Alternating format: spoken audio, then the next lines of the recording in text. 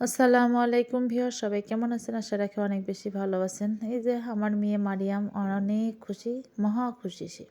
তার বাবাকে নিয়ে আসছে, না নিয়ে আসছে, প্রত্যেকদিন সে একদম কলিং বেলের শব্দ শোনার সঙ্গে সঙ্গে কি আনে না আনে সেটা দেখার জন্য একদম মহা ব্যস্ত হয়ে থাকে এবং অধীর আগ্রহ থাকে সারাটা দিন যে বাবা কখন আসবে। প্রত্যেকটা বাচ্চাদের ক্ষেত্রে বুঝি এমনই হয়, আমরাও অপেক্ষায় থাকতাম। তো যাই হোক, তো কী নিয়ে আসছে না নিয়ে আসছে সেটাই দেখতেছে। তো গতকাল ছিল শুক্রবার, 1 কেজি গরুর মাংস নিয়ে আসছে স্বপ্ন থেকে। মাংসগুলো মাশাআল্লাহ অনেক ভালো। তো মেয়েদের একটু পরের দিন সকালবেলা উঠে, শুক্রবারের সকালবেলা যে জার্নিটা, আর এগুলো ফল একদম কাটা ফলই বিক্রি হচ্ছে আর কি।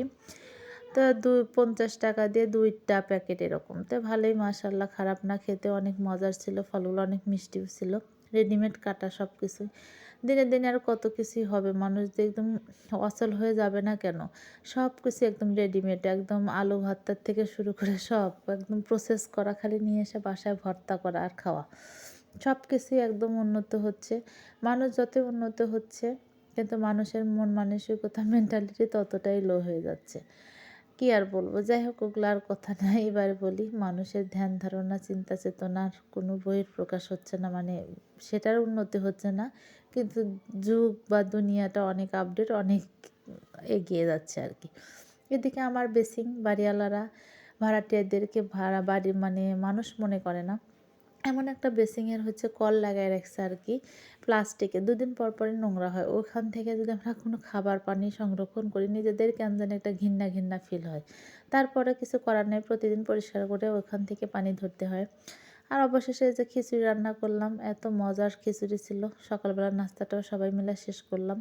করে এদিকে আবার এই যে পোলাওর চাউলটা ধুয়ে পানি ঝরানোর জন্য দিয়ে রাখলাম, যে পানিটা ঝরে যাক।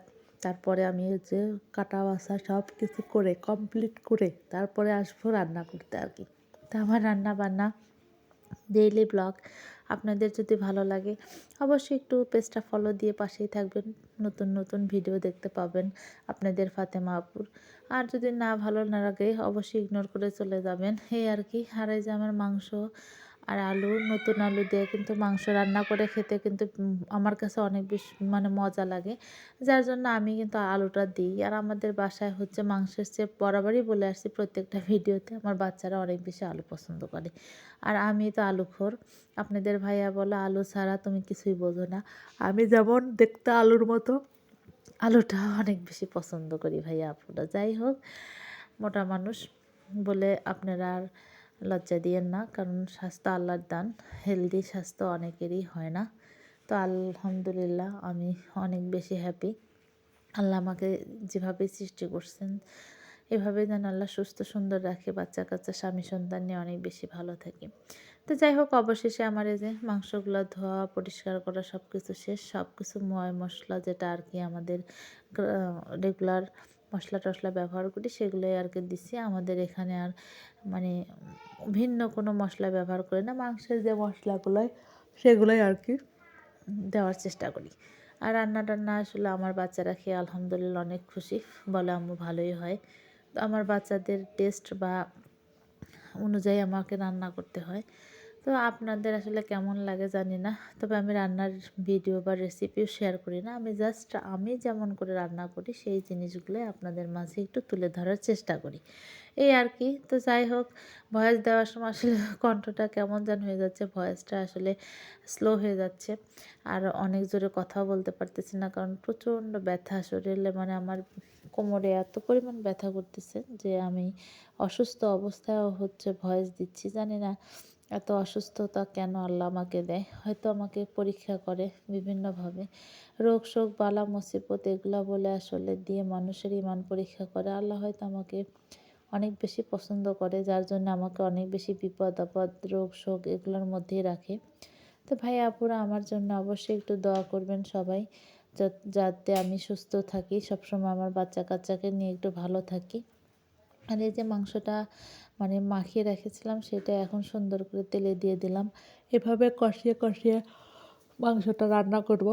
আর ভিডিও ভয়েস ওভার যখন দিতে আসি তখন একদম দম টম বন্ধ হয়ে আসে, মানে কি বলবো, মানে কথাগুলো সুন্দর করে গুছিয়ে বলার চেষ্টা করি, বাট ভিতর থেকে কথাগুলো আটকে আটকে যায়। তো অবশ্যই সেটা ইগনোর করবেন।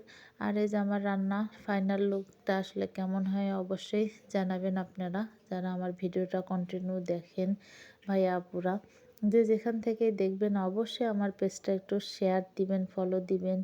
এই আর কি, আপনাদের সাপোর্ট, আপনাদের ভালোবাসা অবশ্যই আমাকে সামনের দিকে আরও কাজ করার আগ্রহ বা সাহস যোগাবে, এই আর কি। আর এইদিকে আমি হচ্ছে বুটের ডালও সিদ্ধ বসিয়েছি, বুটের ডাল একটা রান্না করব। তো শুক্রবারে সারাদিন আসলে রান্না বান্না, আর আমাদের মেয়েদের তো যে বেগুন চাক না হলে হবে না, কারণ পোলাও মাংসর সাথে ওরা আবার একটু বেগুন চাক অনেক বেশি পছন্দ করে। আর শীতকালে তো বেগুন চাকটাই অনেক বেশি ভালো লাগে। তো এখানে আমার মারিয়ামকে আমি ডেকে ডেকে বলতেছিলাম, আম্মু কষা মাংস খাবে কিনা, বা হচ্ছে দেখো মাংসের কালারটা অনেক সুন্দর হচ্ছে। তো যাই হোক, আসলে আসলে মাংসটা অনেক বেশি মজার ছিল। আর সব হাতে মাখানো মশলা দিয়ে আসলে রান্না করলে কিন্তু অনেক বেশি মজাই লাগে। আর এদিকে আমি পোলাওটাও তুলে দিলাম। আর আমার মেয়েরা হচ্ছে সাদা পোলাও বলেন, বিরিয়ানি বলেন, অনেক বেশি পছন্দ করে। আমারও ভালো লাগে, আপনাদের ভাইয়া খুব একটা খায় না, অনেক বেশি পছন্দও করে না। ওর সাদা ভাত হলেই চলে, সাদা ভাতটাও অনেক বেশি পছন্দ করে। তো ভাই আপুরা, এই যে রান্না বান্না কেমন হলো, বা শুক্রবারে সারাটা দিন কিভাবে কাটালাম, সেটাই আপনাদের মাঝে আসলে তুলে ধরি। আর আমি কি বলবো, আমার রান্না বান্না চেষ্টা করি একটু সুন্দর করার। তবে আলহামদুলিল্লাহ আমার কাছে মনে হয় ভালোই রান্না বান্না পারি। তো যেহেতু আগে থেকে শিখি নাই, সংসার জীবন 16 বছর, এই 16 বছর ধরে রান্না বান্না করতেছি, তার আগে কখনোই আমার চুলার পাড়ে যাওয়া হয়নি, কারণ আমার আম্মা আমাকে কখনো চুলার পাড়ে যাইতেই দেয়নি। তো যাই হোক, যাওয়া লাগেনি, এখন তো নিজের তাগিদে বা সন্তানদের, স্বামী সন্তানকে রান্না করে খাওয়াতেই হবে। সেক্ষেত্রে আমি আসলে সব কিছু দেখে দেখে শিখেছিলাম, বাট সেগুলোই এখন কাজে লাগতেছে। আর রান্না টান্না করতেছে। আর এই পোলাওর রান্না কিন্তু একটা পরিমাপ আছে, কারণ 1 পট চাল নিলে 2 পট পানি, আর 2 পট চাল নিলে 4 পট পানি দিলে একদম পারফেক্ট, এমনি সুন্দর একদম ঝরঝরা পোলাও রান্না হয়ে যায়। তো আমি সেই মাপটাই শিখে রাখছি বা দিয়ে রাখি। আমার পোলাও অনেক সুন্দরই হয়। তো অনেক বেশি মজারই ছিল, অনেক টেস্টি ছিল। আর আমি কি বলবো, আমি ভয়েস দিতে আসলে দেখেন শুরু হয়ে গেছে আমার মেয়েদের হচ্ছে যে মারামারি, মানে কথা কাটাকাটি এগুলো থাকবেই। কারণ আমি কখন ভয়েসটা দেবো বলেন, কারণ ভয়েসটা যখনই দিতে যাই তখনই শুরু হয়ে যায় ওদের অত্যাচার। মানে ওরা জানান দেয় যে আমরা আসলে সারাদিন আমার মাকে কতটা অত্যাচারে রাখি, সেটা আসলে ভয়েস ওভারের সময় ওরা আরও বেশি করে জানান দেয়। মানে সারাদিন দুজনের বয়স 10 বছরের ছোট বড় ডিফারেন্স দুজন। তারপরেও যে পরিমাণ সারাদিন ওদের মানে লেগেই থাকে, সেটা একটা সুস্থ মানুষ কখনো সহ্য করতে পারবে না। তো যাই হোক, আল্লাহ ওদের হেদায়েত দিক, ওরা ভালো হয়ে যাক। আর যে খাবার দাবার অবশেষে আমি টেবিলটাকে সুন্দর মতো গুছিয়ে নিলাম, অনেক মজা করে হচ্ছে খাবারগুলো তৃপ্তি সহকারে খেলাম। আর আপনাদের ভাইয়া নামাজ পড়ার শেষে আসে, মানে জুম্মার নামাজ শেষ করে আসলো, ওর জন্য ওয়েট করতেছিলাম। বাট তরকারিগুলো পরে আমি আবার হচ্ছে ওভেনে গরম করে নিয়েছি, কারণ হচ্ছে আগেই বেড়ে রাখছিলাম, ওগুলো তো ঠান্ডা হলে খাওয়া যাবে না। বাসায় যেহেতু ওভেন আছে, কোনো সমস্যা হয় না। তো সবচেয়ে মজার ছিল আমার খাবারটার মধ্যে ডাউল। এই ডাউলটা মানে একটু মাংস কেটে কেটে তারপরে একটু চর্বি টর্বি দিয়ে রান্না করছিলাম, একটা হাড্ডি টাড্ডি দিয়ে, অনেক বেশি মজার ছিল। আলহামদুলিল্লাহ অনেক মজা করে খাবারটা সম্পন্ন করলাম। আর সবাই মিলে এক টেবিলে বসে খাওয়ার আসলে মজাই আলাদা।